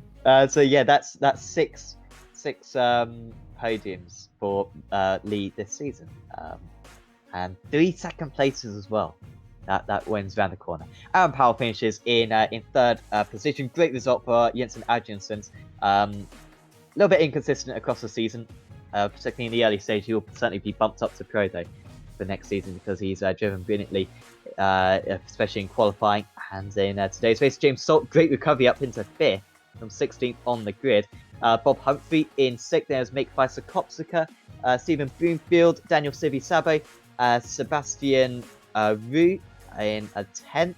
A good drive as well from Sebastian, to be fair, in his board, up 11th place as well. Taj Edwards, Kev Copeland were in 11th and 12th. Up 11th place as well was John Gordon, despite a spin as well for Gordon. Kevin Kisman started on the front row of the grid, but finished in 14th. There's Dan Saddington, Carl Jacquelet, Ryan Jones, Dean Powell, Tom McMahon won that down with a hardware issue, it seemed. And then the retirees were Tom Stevens, Mike Horder, Max Wolf, Jeffrey Garzotze, and Matty Chambers. Quite a few of them after a bit of a chaotic lap 1 of the race. We'll get a interview with some of the drivers, hopefully. And yeah, we've got a few of them waiting at the moment. We will first talk to Dennis Eifenberg, I think, because he won his 2nd race win of the season, and yeah, race 2 victor today. Congratulations, Dennis. Welcome back to the series. First off, it didn't seem like you'd missed a moment of it. You're right back onto form. I think I was very, very lucky, Sam. I actually jumped in with barely no practice whatsoever. Luckily, I know Suzuka well enough to pull that off, but it was certainly a wild ride, especially in race 1. Got involved in a scrap with I think it was something Hoarder. He tried to get me on the outside of Dunlop, which was a bit ambitious, I must admit, and unfortunately wasn't able to hold it. And then right in the end of race 1, I got involved in a bit of a scrap with Matty, and unfortunately we did connect, so it wasn't the cleanest of clean overtakes. And then race 2. I thought it was all over, and that I had to fight tooth and nail for P2, because I always wanted to give Tom a bit of a run for his money. Eventually, he was able to pull it off, and I thought that I had to fight for P2. But apparently his VR stopped working, which took him out of contention. And then it was game on again. So I don't know what it looked like on the screen, but for me, it was one of the most exciting races in this league I've ever been a part of. What fuel do you use in that car? I mean, is it nitrogen? Because you were lightning down the straights. The drivers behind you were in the draft, and they were still losing time. It was crazy. I think it is BMW power. It's been for the better part of these 8 weeks. I think the BMW has been horrendous. It only had straight line speed, but it just would not turn. But ever since they did an update on the tires, it does turn again as well, and it didn't lose its straight line speed. So with Daniel behind me, I knew that he was quick enough to catch up a little bit in corners. But yeah, I was aware that even with him in my draft, I was slightly pulling away from him. So as long as, if he was close enough, as long as I was able to cover the insides, he had to do something really, really special to get past me. Can we expect to see you back next season? What's kind of your team status at the moment? Are you kind of in limbo at the moment, just looking for maybe some new opportunities? Can we expect to see you back next season? And do you plan to have kind of any teammates as well for next season? First and foremost, yes, I will drive next season. I'm not 100% sure if I can do the full season because I still have some issues that I unfortunately have to deal with. So depending on the recovery time after that, I will miss 1 or 2 weeks. But other than that, yes, I will most definitely be back for next season, and I will be joining in a new team called High Caliber Autosports. So Kalen, if you're watching, I know you're watching actually, better sign us up quickly. I think you get a pay rise for that one. I don't know if you've already got like a bonus clause in your contract yet, but you should be paying up right now after that race too. I'll tell you what, we won Le Mans this year as well in our split with the very same guys. So yeah, I do think a pay rise is in order. Yeah. Good show. Okay.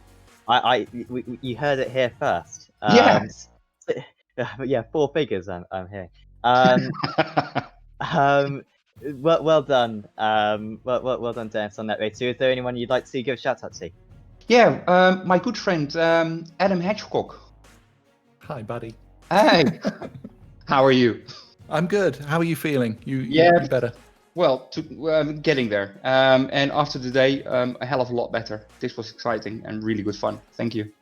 Good to hear, man. Anyway, thanks for the season, guys.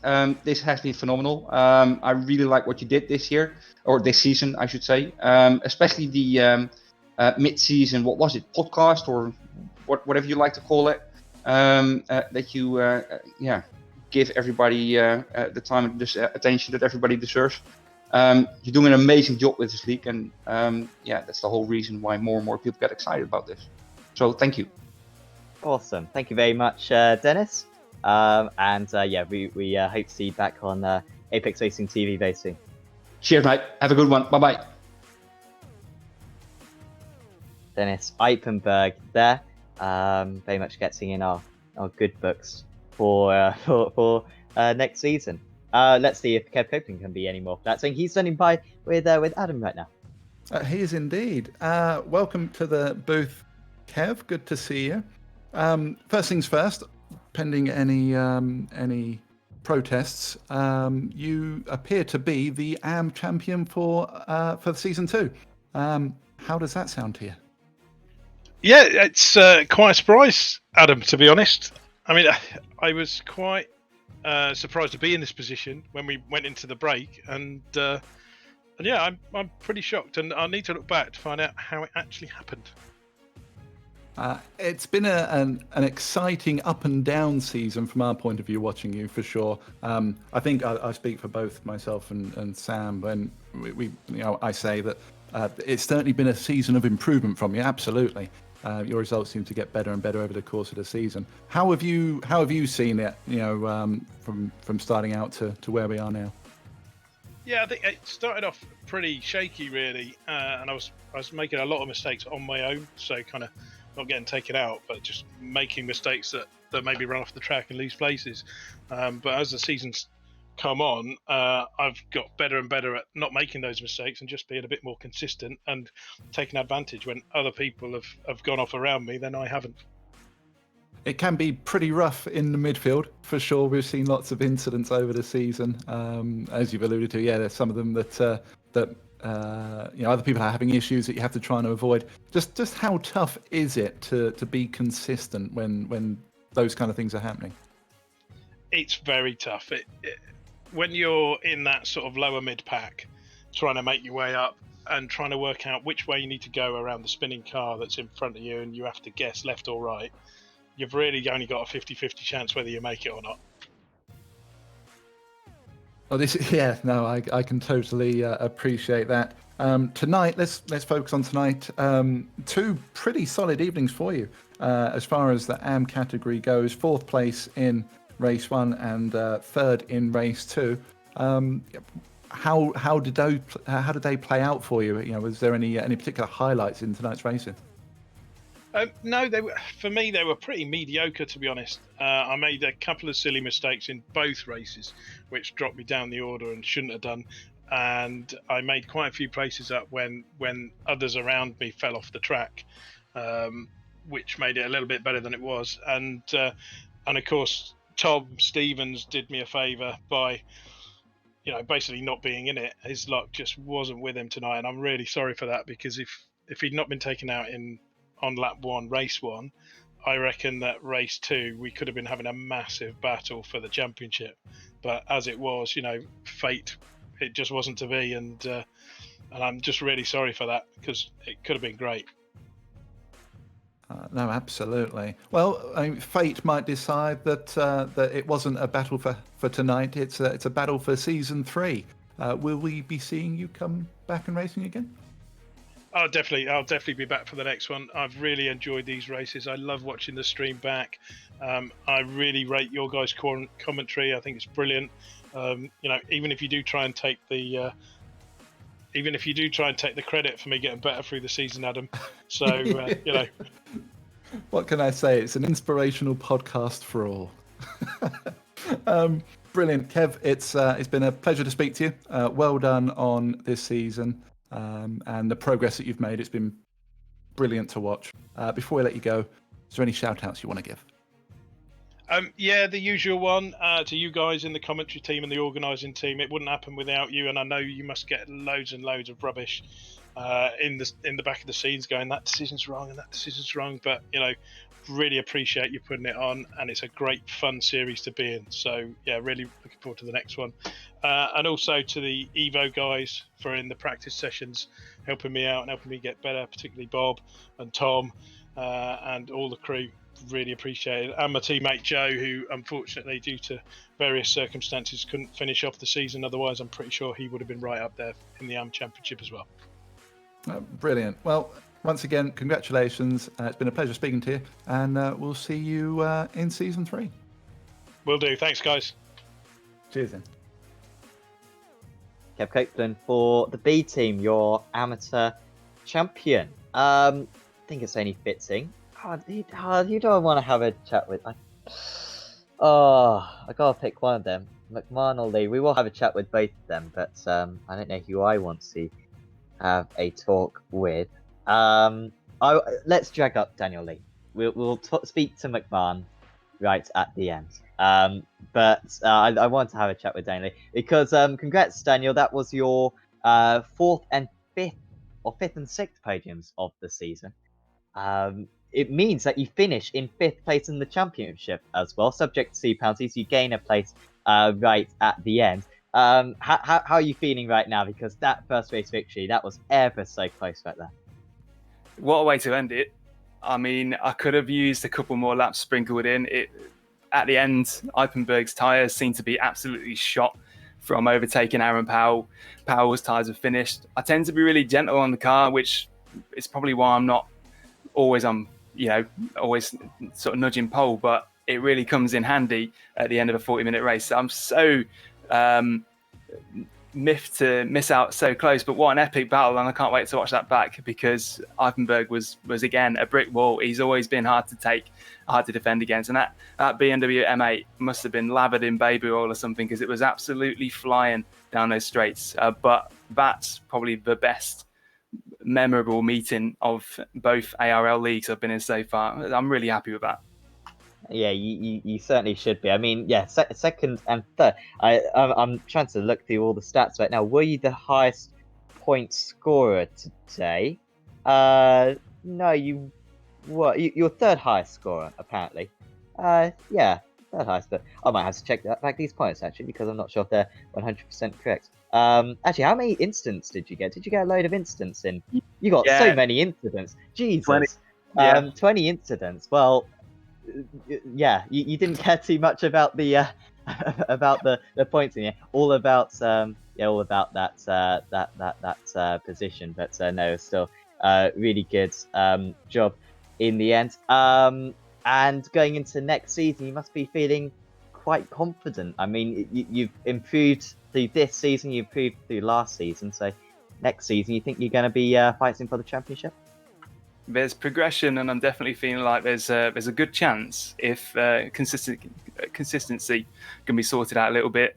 This season, it seemed like there was an absolute clangor on round one. I don't know what happened, but Silverstone, I finished something like 43rd and 32nd. So that was a no-show, and I've just been trying to climb back to since then. So next season, if I can iron out those wrinkles, then we have a real good chance of at least fighting for second and third in the championship, because Visa Copsica and McMahon, if they stay on for next season, they're going to be a real immovable mountain. But that's the aim. McMahon was not dropping me at the early stages of the race, so I need to make a more aggressive move early on before the tyres start peeling off. And maybe instead of a Ferrari, I'll be picking the M8 or Ford GT. We'll have to see what happens in the break. But yeah, looking forward to it. You'll certainly get some bias if you go for the Ford. Certainly would support that one.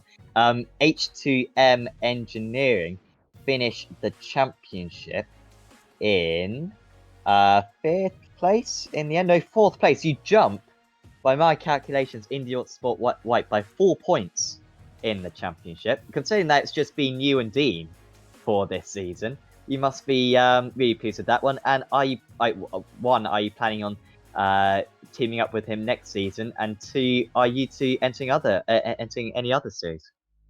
Yeah, for sure. Me and Dean are a duo. We're going to be sticking around because we're real life friends.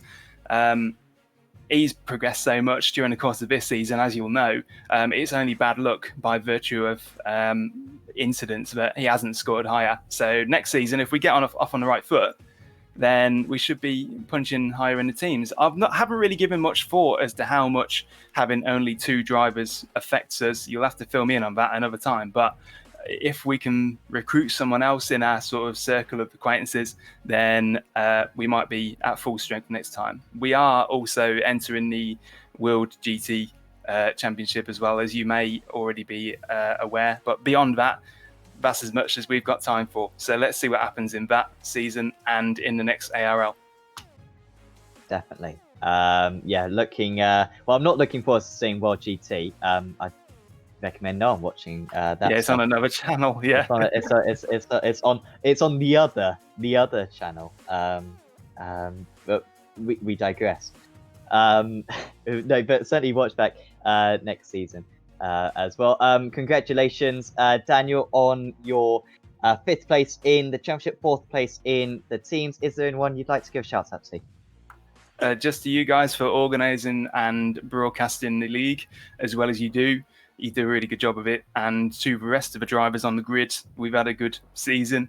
It delivers. League racing is, in my eyes, the icing on the cake for anybody who's into their sim racing. So for anybody watching who hasn't considered it, you should be. So thank you to you guys and to the rest of the drivers on the grid for an entertaining campaign. Awesome. Thanks for having a chat with us, Daniel. Well done on your 2nd place. And yeah, we look forward to seeing you once again. Thank you very much. Daniel Lee there for H2M Engineering. Our last interview is gonna be with our pro drivers champion, and also our our teams champion, or a segment of our team's champions. And he is standing by with Adam Hedgecock. It is indeed. Tom McMahon, welcome back. Seems like we speak to you every week at the moment, and it's brilliant. Tonight was a little bit of a mixed bag for you, wasn't it? Really hard fought race 1, and then some issues in race 2. What happened? Oh, it was heartbreaking. Race 1, mega again. I think that's 3 races in a row where it's just been me and Make out front and having a good old scrap. It's so hard to pass at Suzuka. I didn't really anticipate how bad the aero wash is through the S's, but that was really cool. I kind of screwed up qualifying a bit, but yeah, that was a really fun battle, like trying to chase him down. Race 2, the start was brilliant, up to 4th. It was all going well. Had a great scrap with Dennis. Great to see him back, by the way. Really cool racer, fair racer. So we had a good scrap. I think Aaron made a little mistake. I was through. In my head, I was like, cool, just bring it home. And then my VR shut off. So that was a bit rubbish. So pulled to the side, towed, reset it all, and it was fine. So I don't know what that was about. But then I came back out because I wasn't sure. You'll be able to tell me this, Adam. If I'm a lap down, do I still get points? You do indeed, yes. Yeah, so it was worth me coming back out. Yeah. And I thought I Absolutely could, worth it. and I thought I could, hopefully set past this lap. I'm thinking I might have done on fresh tires. So yeah, I thought get some points for the team because I just wasn't sure of the situation with that. So that was my evening basically. It was brilliant watching the battle with Risa Kopska in the first race. I did comment on it during the race that the standings table doesn't really reflect how close you two are. When you're on track together, it's very very rarely do we see you overtake each other because you're that competitive. You're that closely competitive. Just how hard is it to kind of get round him, and equally how hard is it to defend? Yeah, I completely agree with that, and I tried to almost mention it last week that yes, I've got 9 wins and I've done really really well, but we're so close, and I think it's my qualifying. I want to work on. My optimal during that qualifying session was enough for pole between my 2 laps, so I just didn't string it together. So I knew that my race pace should be better, and it was just like last week. I pushed a little bit harder earlier this week, but it was a case of just sit here, see if he makes a mistake, and if someone doesn't make a mistake, and we're within a tenth. I think some tracks I've been able to push out a couple of tenths advantage. Other tracks, I think Spa, Make actually had a bit more pace than me, but I was just able to defend. And we were just saying, Dennis and Daniel in the interview waiting area, that's what makes this league anyway for us so good, is that you get to know each other as racers and you can have those sort of battles that you're pushing week in, week out. So it's just been awesome to get that, and hopefully we can repeat the feat next season. So you will be coming back to defend your crowns then? Absolutely. Again, I was just saying that Sunday it worked brilliant for me. I really enjoy this league. I think overall the standard is really good. The racing on the whole is brilliant. Hopefully we just get a few more drivers to hang around for the whole season. So even though we get those -12s, it's still a little bit of a bigger reverse grid. But yeah, absolutely. I think the whole Evo SR team, we really enjoy it. It works for us with our real life commitments as well. So absolutely, we'll be coming back. Don't you worry. Brilliant to hear. And just in anticipation of that, we've seen a fair number of drivers kind of step up their game as the season's gone on. How tough do you think it will be to retain your crown next season? Massively. Since that little break, with so Watkins, Spa, Okayama. There hasn't been a clear, easy race. So it'll be so hard. I'm sure we'll get some new blood in, and there'll be some super fast, fresh faces. Daniel Lee's come on leaps and bounds. Aaron Powell, just if he can just get a little bit more consistent in race ones, he'll be there. James Salt, Bob Hubbard, every one of our team can win on their day. So yeah, and of course all of Gold Racing team. Dennis back now. They'll be lightning quick. Hopefully they'll be back. So it'll be a really, really tricky thing. So I'll enjoy it now, and then when the season's been announced, get practicing, choose a car, and let's do it. Good to hear. Well, it's been a pleasure, as always, to speak with you, Tom. Before we let you go, do you want to give any shout-outs for one last time this season? Yeah, just the whole EVSR team and community. They've been awesome all season. And again, like you guys, it's a mega league. We really enjoy it. So thank you for organising streaming. I can't wait to do it again next season. Awesome. Well, thanks for your time, Tom, and congratulations on your pro drivers title and your team title. Well done once again, and we'll see you next season. Brilliant. Thanks, guys. Cheers. Tom McMahon there. Adam summing it up pretty well. Two championships to his name this season, along with 9 victories as well. In fact, Adam, that was the first meeting they hasn't won a race, which is a little bit. I'm a little bit disappointed he didn't get the 10. The Decima. That would have been quite nice for him to take off and get a race win every meeting, but it was still pretty great from him. We've mentioned it a couple of times before about going into next season, but I think we can rely on pretty much everyone coming back. We can rely on McMahon, Vizekopska, Saltz, Humphrey, Edwards, Lee, and Wolf, and Aaron Powell, and many others, like Pemberg, Chambers, all coming back next season, and that crown of his, it's going to be hotly contested, and the moment that he gets a little bit of bad luck, Tom, he could be in trouble, because this has been such a perfect season from him. He's barely put a foot wrong.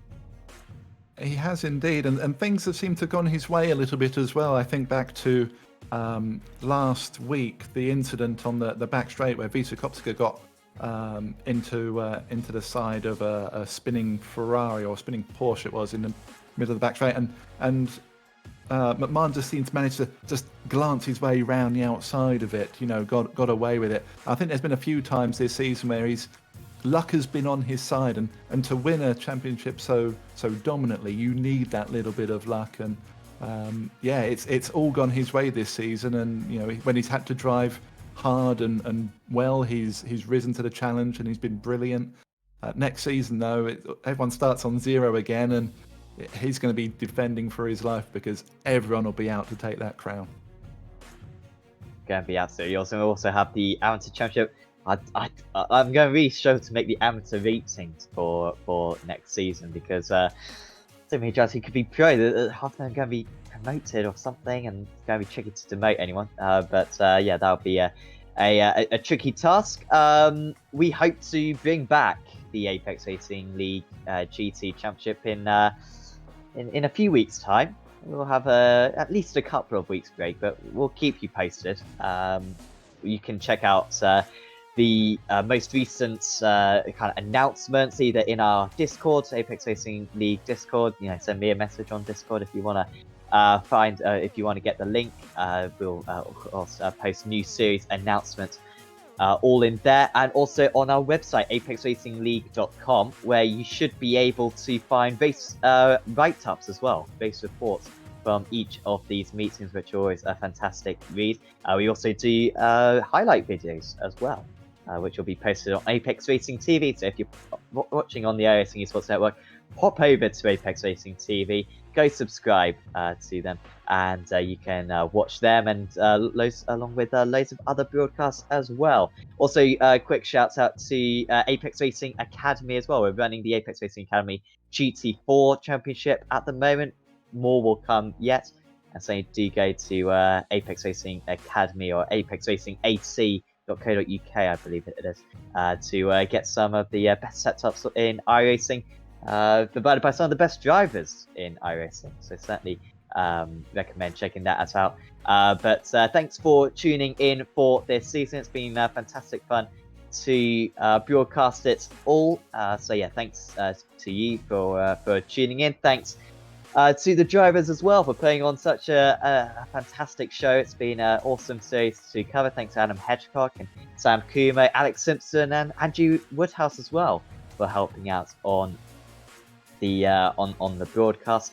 And we will see you back very soon. But from me, Sam Fitzpatrick, from Adam Hedgecock, and from Sam Kuhn, we're going to say goodbye. It's Tom McMahon taking the Pro Championship. It's Kev Copeland taking the amateur, and it's Evo SR taking the teams. We'll see you back very soon for Season 3. See you then.